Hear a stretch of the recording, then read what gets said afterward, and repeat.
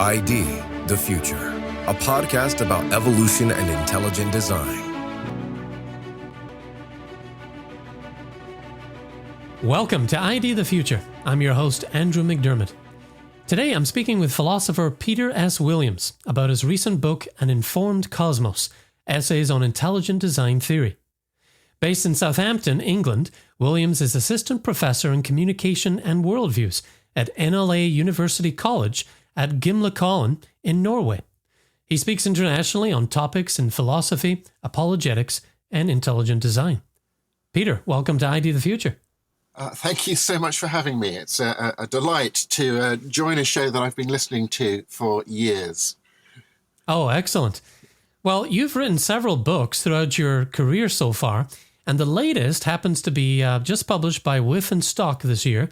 It's called An Informed Cosmos, Essays on Intelligent Design Theory. Now, obviously, this came up on our radar, and you got some early interest from Stephen Meyer, and we'll talk about that shortly. Our very own philosopher of science, Stephen Meyer, wrote the foreword to your book, and so I'm really happy to have you on the podcast to talk about some of your book's insights. Let's start with your background, perhaps. In your book, you talk about coming from a theistic evolution mindset. Growing up, you and your parents were comfortable with both the orthodox scientific account of origins and a belief in a theistic God. Tell us about that. Well, my parents were both Christians who met at teacher training college, where they were training to be science teachers back in the very early 1970s. They qualified, and I came along fairly soon thereafter, and so grew up in this Christian home with two science teachers for parents. Indeed, my dad used to take geology field trips out to a little island just off the south coast of England called the Isle of Wight, which is famous for its Jurassic coastline, where you've got these sedimentary rocks that have been pushed up onto the side, and you can kind of literally take a walk back through, millions of years of history, and it's the best place in Europe for finding dinosaur skeletons and so on. So that was kind of the milieu that I grew up in, as you say, comfortable very much with the orthodox scientific account of the age of the universe and the age of the earth and evolutionary theory and so on, but also very comfortable with believing that this world had been created by the God of the Bible. Yeah, and so comfortable, in fact, that you had a teddy bear named Dr. Bronowski, did you not? I did. Bronowski was a scientist who did one of the very kind of early television documentaries in England that were explaining science for the layman, as it were. It was a kind of BBC version of Carl Sagan's Cosmos, if you like.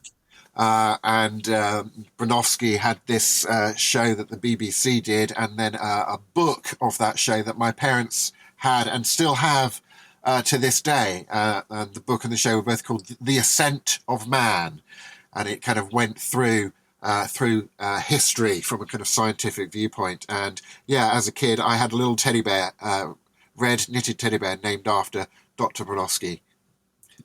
Okay. Well, so you grew up on a steady diet of popular science writers, you note in your book, including Paul Davies, Richard Dawkins, our great friend, Sally Ferguson, Stephen Hawking, John Polkinghorne. What was it like to absorb the thinking of these authors? And did it ever give you an awkward feeling when it came to your theistic belief, or did it seem to be one and the same, or two separate things? I think when I was getting old enough to start getting into these popular science books in the kind of in the 1980s, basically, it seemed to me that science was increasingly pointing in a kind of theistic-friendly direction. Big Bang Theory had become kind of standard orthodox science by then, and that seemed to kind of raise questions that the idea, the ancient Greek idea of an infinitely old universe, perhaps avoided, and scientists were starting to talk about the fine tuning of the cosmos, and sort of rediscovering a design argument that had been displaced by Darwinism at the biological level, but then kind of rediscovered in the broader framework of physical reality at this kind of cosmic level. And so reading folks with different worldviews talking about these things as well. So, Paul Davies coming at it from a kind of agnostic viewpoint, Richard Dawkins from an atheistic viewpoint. Someone like John Polkinghorne was a Christian quantum physicist turned theologian. And so it was something that I picked up fairly early, that different people's worldviews also kind of affected how they interpreted the science, what kind of framing they put on the science, and the science didn't kind of interpret it itself, even though it was also something that could point you towards interpretations of reality. Science didn't get you the whole thing, that there was this kind of philosophical framework needed for science, understanding what science was doing, understanding what science kind of pointed to an interpretation of reality, but that had to be kind of go hand in hand with this kind of deeper or broader kind of philosophical level of thinking as well. And perhaps not too surprisingly, I got into philosophy when I went off to university eventually. And I think that kind of reading an interest in science and then the philosophy of science kind of was something that I brought with me into my philosophical thinking. Yeah, and it sounds like it was a valuable lesson to learn, to understand the connection between the scientists and their work and then the worldview from which it emanated. I'm sure that did you favors later on. Well, at what point did you discover or become aware of intelligent design theory? Yes, that would have been in the kind of mid to late 1990s. And I particularly became aware, first of all, of the argument about information in DNA. Reading articles by folks like Nancy Pearcey, I particularly remember an article of hers on that issue. And then I'd also started discovering some of the early articles of Stephen Meyer. And I was particularly interested at that stage on the philosophy of science question about what is science, and kind of questions of the so-called demarcation issue of, can you demarcate a kind of a hard and fast line between what's science and what is not science, what is, say, pseudoscience, or what is philosophy rather than science, and so on. And so I was really getting into the whole discussion about what is science. Would intelligent design theory, for example, count as science? Or was the idea that it was science a kind of a mislabeling, and really it's some sort of form of philosophy or theology or whatever? And I came to think that these ID guys seem to have the best of this argument about defining science, and not defining science in a way that kind of prejudges what the conclusion of your investigation is going to be, having a so-called kind of open philosophy of science. The whole debate about methodological naturalism, was that a kind of a good part of one's definition of science or not? And I thought that probably not. And so that opened up for me then the question, okay, well, if the ID folks have got their philosophy of science right, they're sensible on that, what other things might they be right about? And so I kind of came into the discussion through thinking about what really I would now view as a very kind of secondary issue in the discussion, the question of, does intelligent design theory reasonably count as a scientific theory or approach?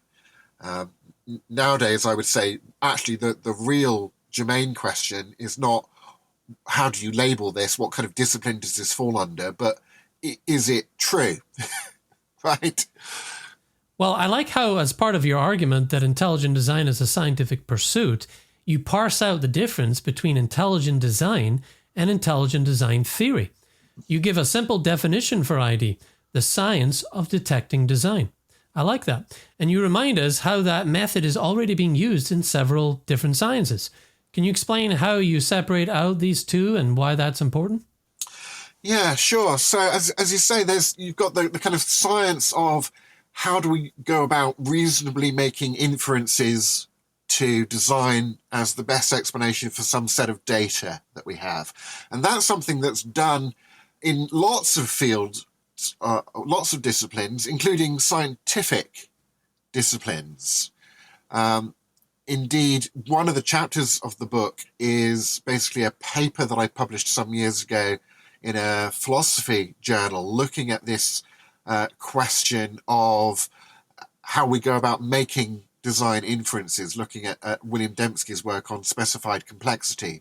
But what I did was show a number of examples of scholars who are, atheistic scientists who disagree with intelligent design theory, but show that they either implicitly or indeed explicitly use specified complexity as a way of inferring to design.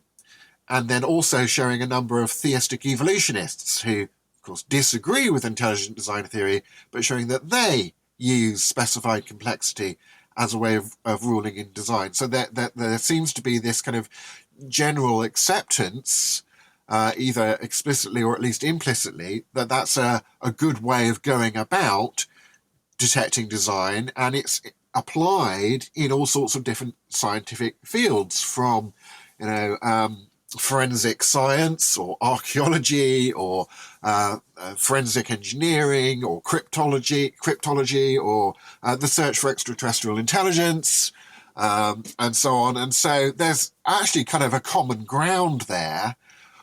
Where it gets controversial is when you say, what happens if we apply that scientific method outside of the social sciences, or outside of disciplines like forensic science and so on, and apply it in biology or cosmology? If we just take that agreed test and see, is there data within the realm of nature that we study in cosmology or biology or abiogenesis or studies or what have you, that would also pass through that same test? And then really you've got a very simple argument for intelligent design, which is saying, okay, first premise, we think we've got a reliable test for design. Second premise, we think we've got some data from within nature that passes that test. Well, if those premises are both true, then it immediately follows that nature gives you evidence of being designed in at least some instances. And the more and more that you think that happens, the more you think you can see that in the world around us, you get towards thinking, actually, taking a design perspective on the world, and it leads to a kind of research program of where, for example, do we draw the lines between, the kind of the different layers of reality, and where in that do we trace information, this kind of specified complexity? Can we parse kind of what the resources of nature can do without help from intelligence, or when we have to infer it? The kind of program that Michael B.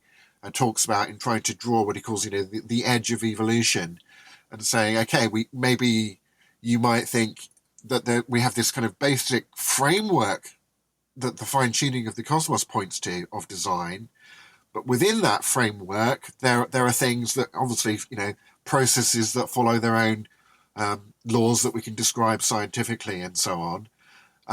But there are things that those resources can achieve without additional input, clearly. And some of that is described by standard Darwinian theory. But where do we think we draw the line of what it can't achieve without additional kind of intelligence helping it, as it were? Right. Yeah. And I do appreciate you pointing out the importance of looking for that common ground. We're already looking for design in these places. Let's apply the same principles and explore it in other harder sciences.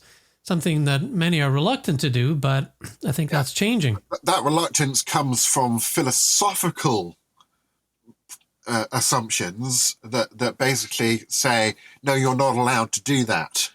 You're not allowed to draw those kind of inferences, or indeed assume that the world can't be like that. So there's no point in looking. But this kind of open approach to the philosophy of science is saying, well, let's not make up our minds in advance.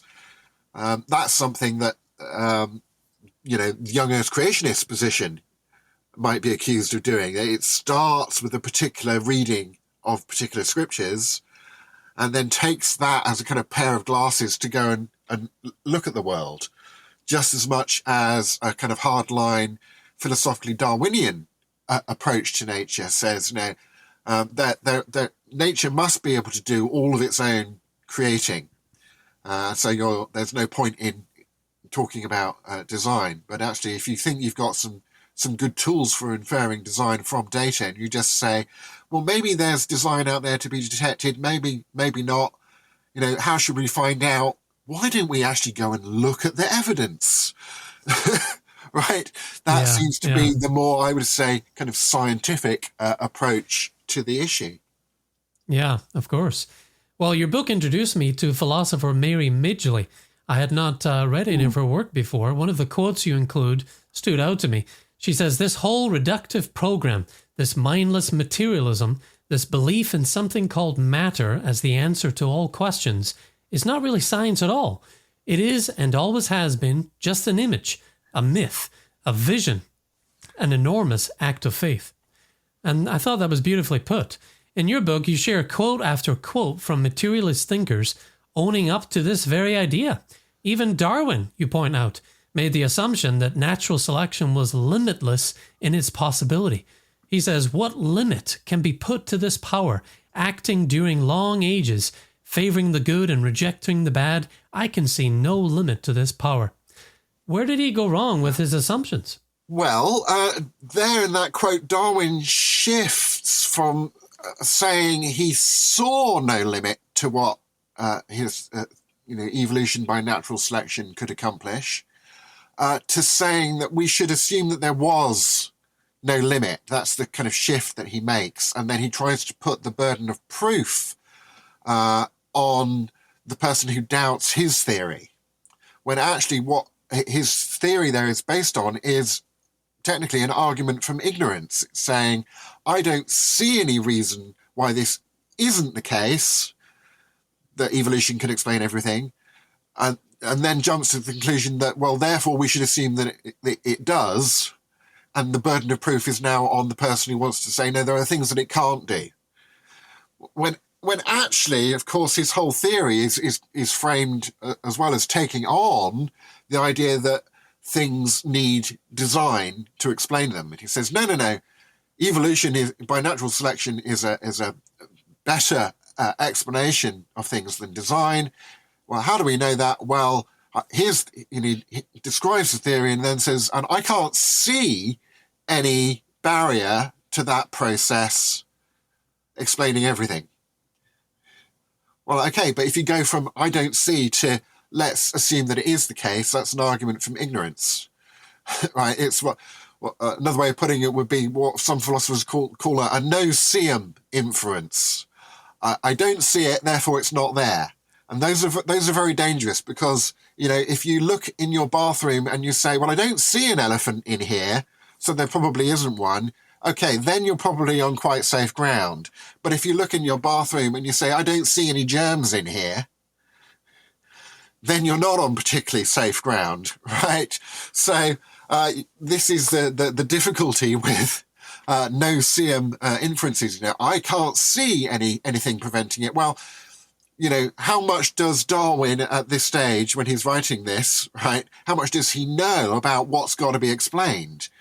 Well, from a view over 150 years later, we would kind of say, good grief, there's an awful lot that Darwin didn't know about, that his theory is supposed to cover. He's assuming that it will cover.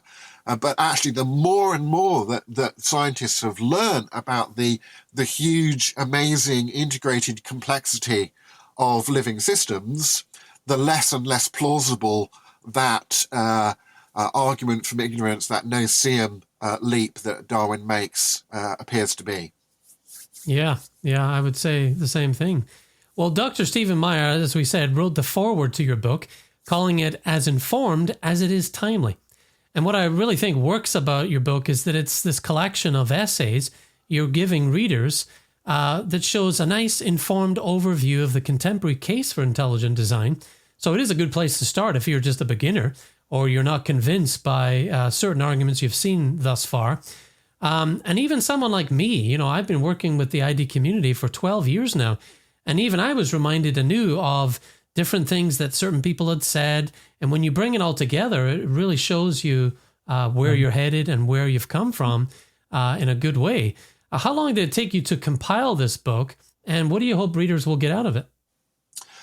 Well, it basically took a year to produce the book. I've been doing a series of books with Whitford Stock that are themed collections of essays on different topics.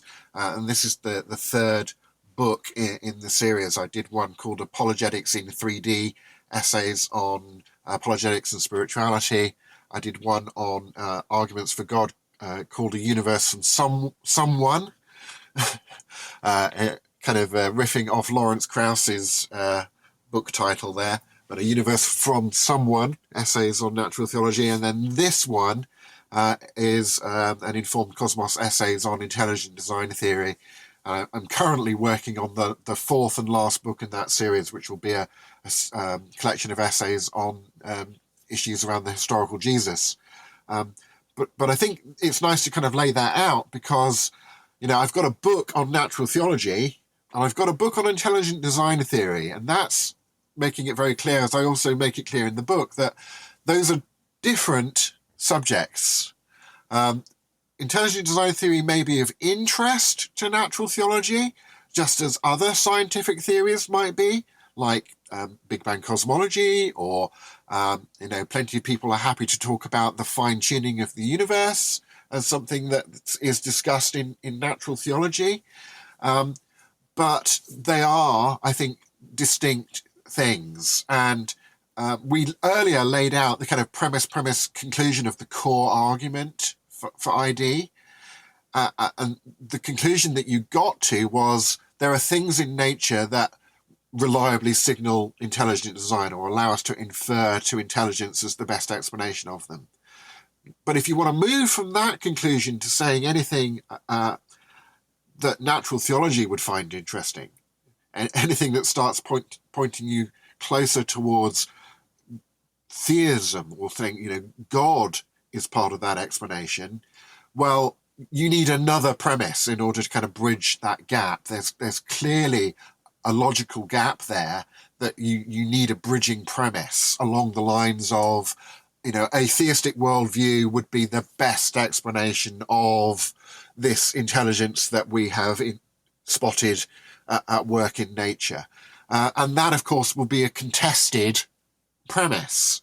There will be people with different worldviews who could accept the core ID conclusion, but who would disagree with that bridging premise and say, no, I think I can accommodate this evidence for design within a naturalistic worldview or a pantheistic worldview or all sorts of other potential ways of explaining that design. I mean, Elon Musk is quite famous for spreading abroad the theory that, we're all living inside a computer simulation, right? That basically we're all in the Matrix, which is an argument that a philosopher called Nick Bostrom first wrote a famous article about. Well, if that were true, that would be a kind of intelligent design theory, right? But it could be framed in an entirely kind of naturalistic way. So this kind of discussion about what is the nature of intelligence is a philosophical discussion. As I kind of point out in the book, two forensic scientists might agree that the body that they have in the morgue is dead because it was murdered, or two archaeologists might agree that the thing that they've dug up was deliberately shaped and like an arrowhead. The chipping was not just through natural forces and erosion and things. But one of those scientists might be a materialist in their worldview, a physicalist about people, think there's nothing more to people than their brains. And the other scientist might be a substance dualist, who thinks that the best way of understanding what human intelligence is that they have immaterial souls, right?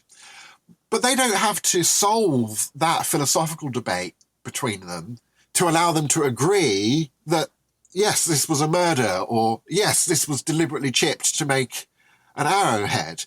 They can agree on the science and then go down the pub and have an argument about the philosophical interpretation of what's going on. And I think the same point applies to intelligent design theory. Yeah. And again, finding that common ground, which I think is the strength of your book. And before we get past that and just into our closing questions, I just want to bring out your premises for listeners one more time, just to give them this simplified argument about intelligent design that I think is useful. Premise 1, there exists one or more reliable tests for detecting intelligent design. Then you move to premise 2. Nature exhibits empirical data that pass one or more tests for reliably detecting intelligent design. And then you have a core conclusion there. Therefore, at least one aspect of nature reliably signals intelligent design. And then you finish with this third premise: inferring intelligent design from empirical evidence using reliable tests is a scientific enterprise. So I just want to lay that out again, and just to be clear and give listeners a way to really think that through, because as Dr. Meyer says in his foreword, it's deceptively simple, but it is a good way to understand what's happening here. Well, growing up with the writing of Richard Dawkins, you seem to have a special affinity for grappling with his arguments. And your book contains an appendix critiquing Richard Dawkins and Francis Collins as they had a friendly debate on Justin Brierley's show. What were some of the takeaways you got from that? Sure, yeah. I've really enjoyed interacting with Dawkins' work over the years. Indeed, over the COVID lockdown, I spent a long time writing a book responding to his recent book, Outgrowing God.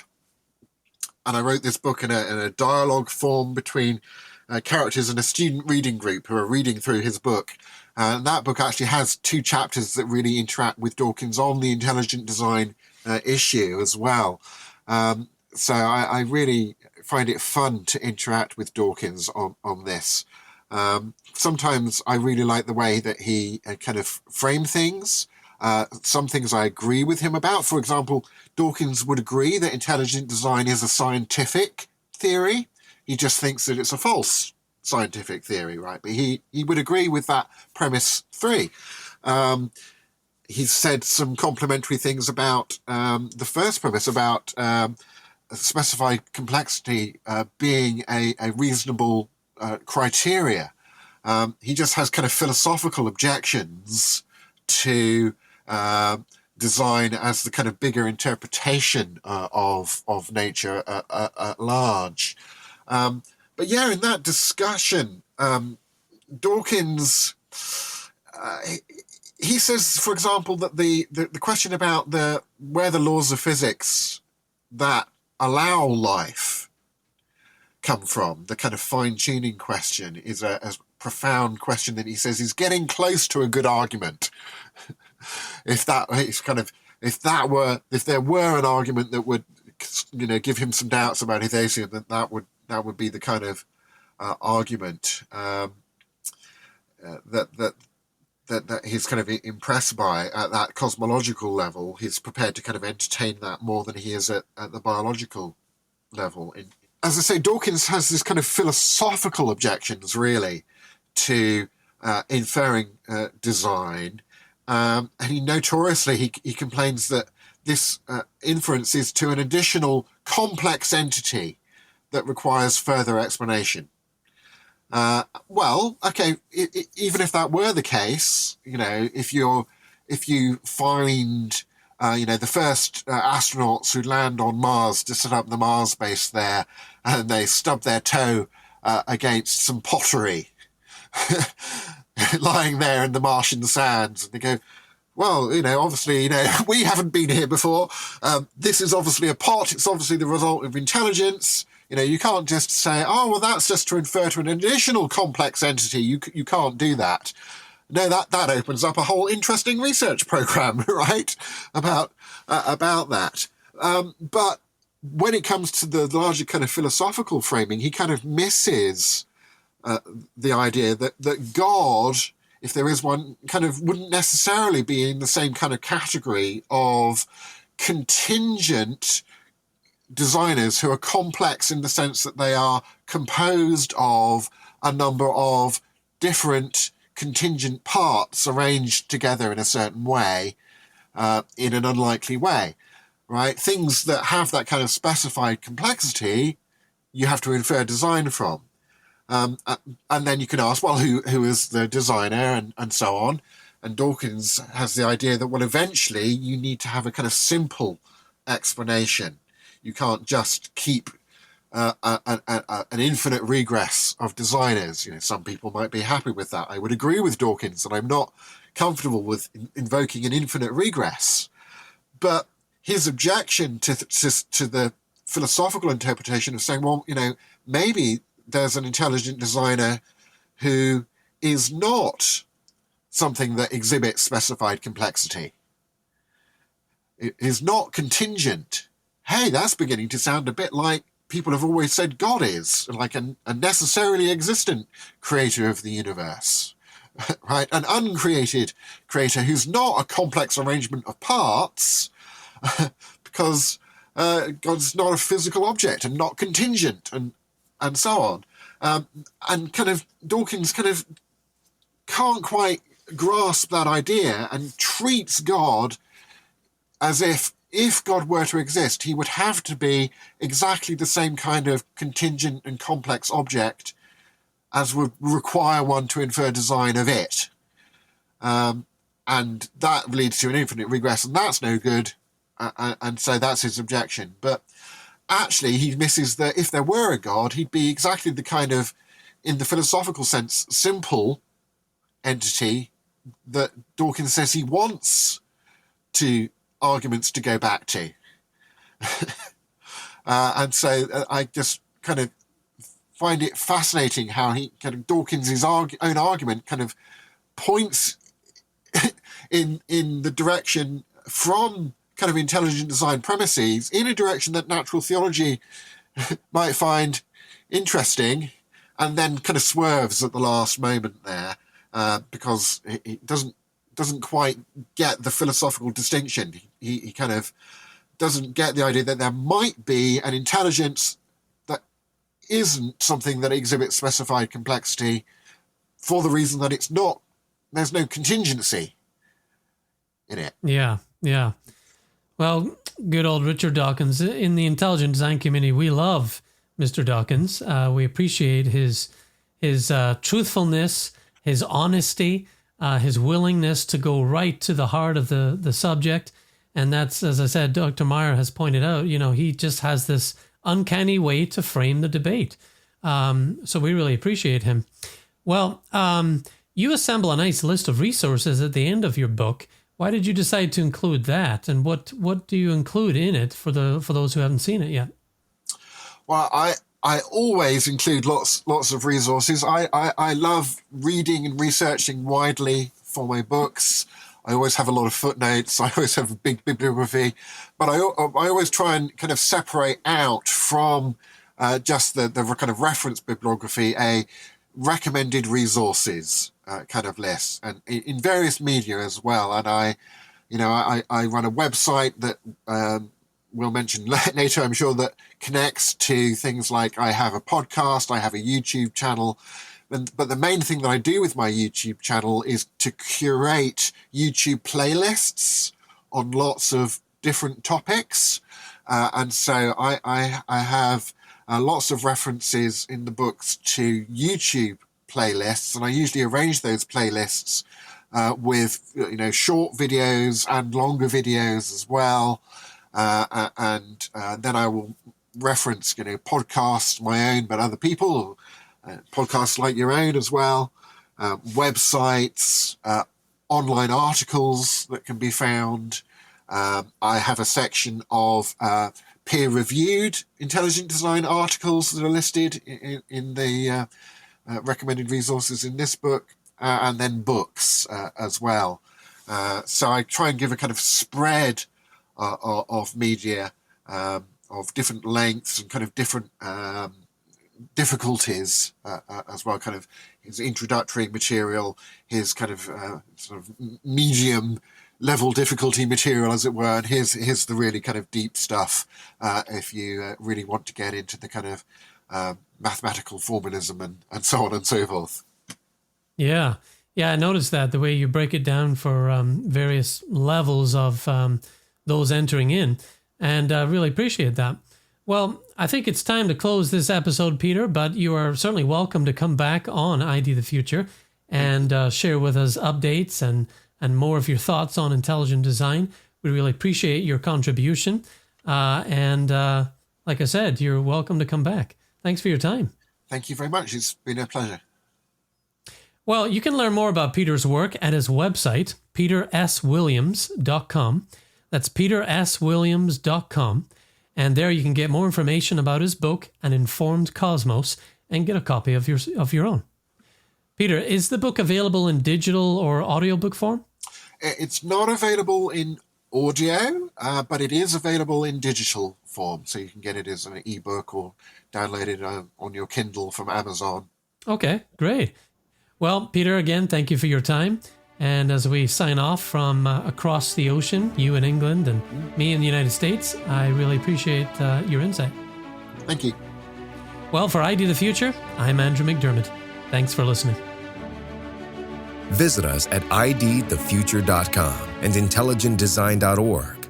This program is copyright Discovery Institute and recorded by its Center for Science and Culture.